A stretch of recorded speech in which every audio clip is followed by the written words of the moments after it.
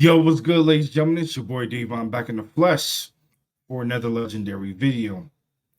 I'm getting to the nitty gritty, everything's so saucy in professional wrestling. More importantly, I'm going into discussion and review for AEW Collision. Tonight was Swerve's house. More importantly, he had an open challenge when it came to the AEW Eliminator for someone to become the number one contender for his respective championship before he goes to battle with Bryan Danielson at All In. Tonight's show was red hot when it came to just professional wrestling just in general. There's a couple botches, but other than that, everything was smooth when it came to the showcase tonight professional wrestling. We started the episode, kicked off things with Darby Allin and Hologram. They take on the premier athletes of Josh Woods and Tony Nese. They had smart Mark Sterling as their manager. They were there ringside.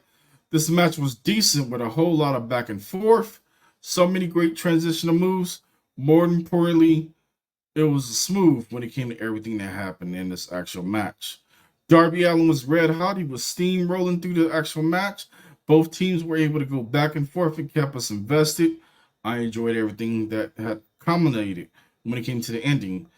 As Hologram was able to roll up Josh Woods with a weird kind of botch roll up, but he was able to pick up the victory for himself and Darby Allin. Then we end up having a hype match for a singles match between Thunder Rosa and Deonna Purrazzo. This match was coming up next, and the ladies really put on a banger.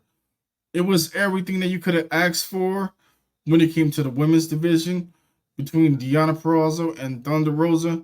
These ladies really went out there and put everything on the table when it came to this match. A lot of back and forth, a lot of transitional moves. Deonna Purrazzo pretty much held her own.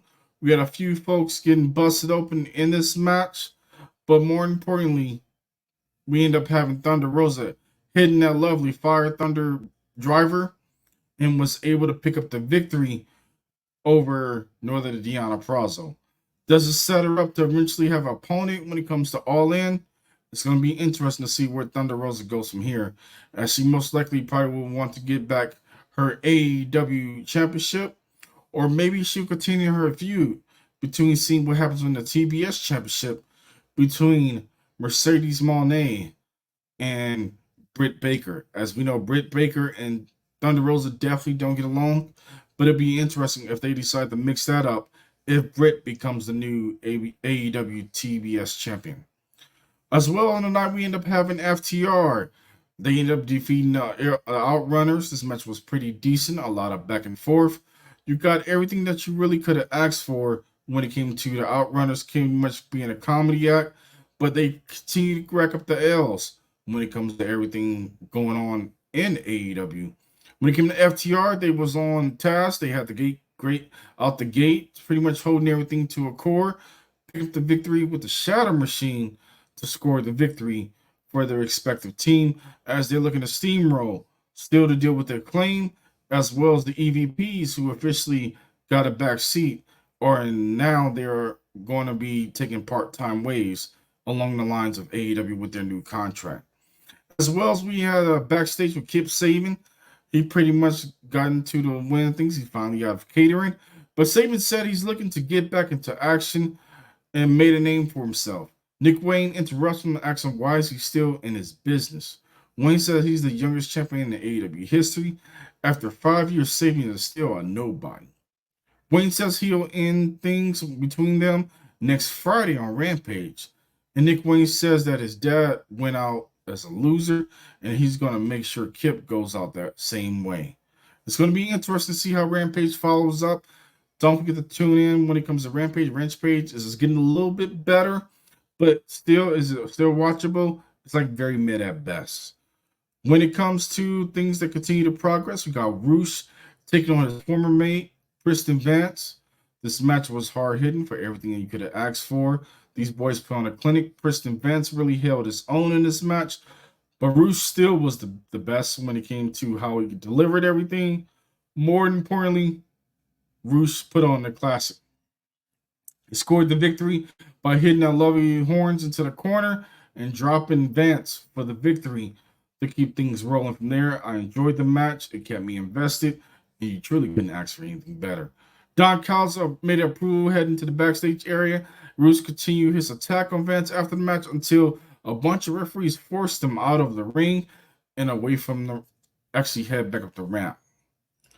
Then we head over to the answer call for Swerve Strickland as he pretty much opened the challenge and opened the door for anybody in AEW wanting a Prince or wanting to collide with no other than Swerve's house. Swerve Strickland and Prince now comes to the ring for open challenge. Strickland says in 2 weeks he will own Brian Danielson. More importantly, he will take his legacy. And Strickland says tonight he will have a warm up, and whoever comes out will be stepping into his house. The person that ended up stepping up to and it came to everything was Tomohiro Ishii. Somebody's a long-time legend in the business. This match was smash mouth for everything you could have asked for it. I enjoyed the technical side of things. Swerve really showed his vicious side in this match, but Tomohiro Ishii really put it on the beating on Swerve. Swerve's probably going to be feeling it tomorrow. That's the way those chops were hitting him, and as well as just stretching them all across the board. But Swerve was able to hold his own when it came to the ending of this match. This match was decent for what you had for it. Swerve was able to hit the house call, scored a victory. Things really was looking up when it came to this match. And he's going to have his hands full when it comes to Brian Danielson. More importantly, he has a tough task when he faces Willa Yuya. When he got to get in the ring with Yuta this following Wednesday on Dynamite.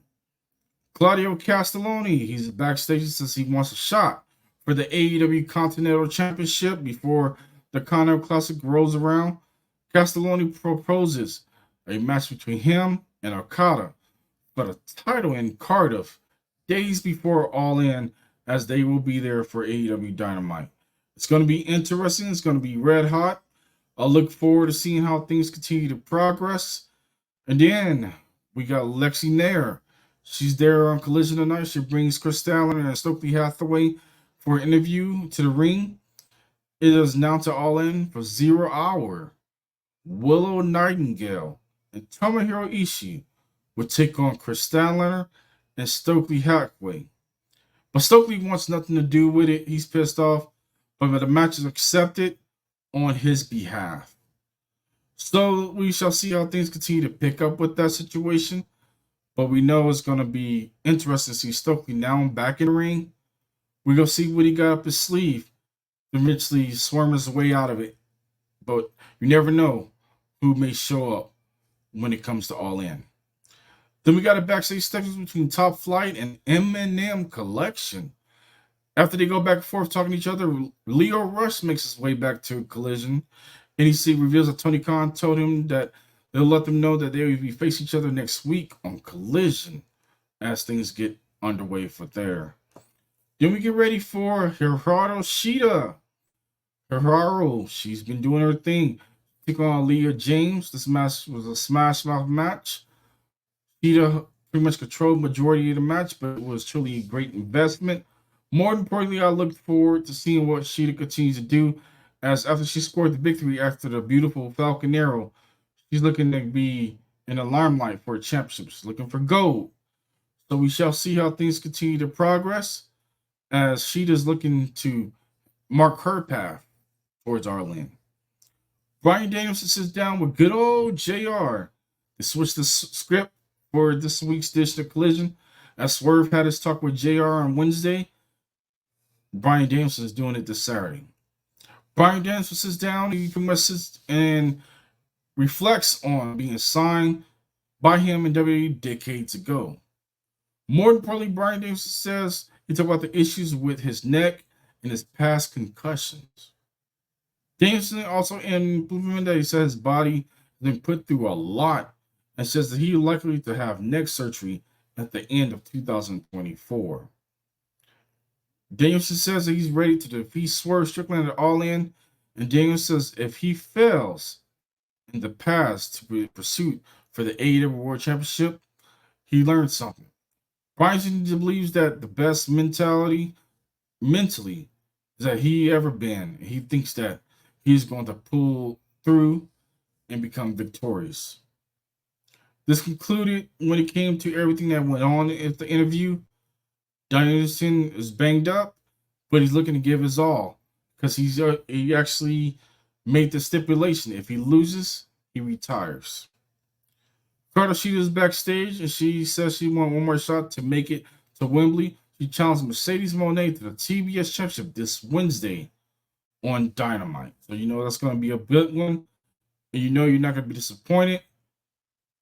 And on top of that, these ladies are going to be great competition when it comes to the women's division. Now it's time for the main event of everything in its glory. We had Christian Cage coming out to referee for the main event. He came out in a turtleneck, but it was funny, but I enjoyed it. This match was a lot of back and forth, everything you could have asked for between House of Black as well as Bullet Club Gold. The match ended into a draw after Christian Cage hit a fast count. He speared Buddy Matthews after he was getting up at 9, and he counted to 10 to disqualify both teams. So Tony Khan most likely is going to set it up. It's going to be a 3-way for the AEW Trios Championship, House of Black, the Patriarchy, and the Bang Bang Gang Bullet Club Gold. I'll be interested and intrigued to see how things may unfold. But chime down in the comments below. Let me know what you guys feel about this AEW collision. More importantly, I'll catch you guys on the next show. Until then, peace.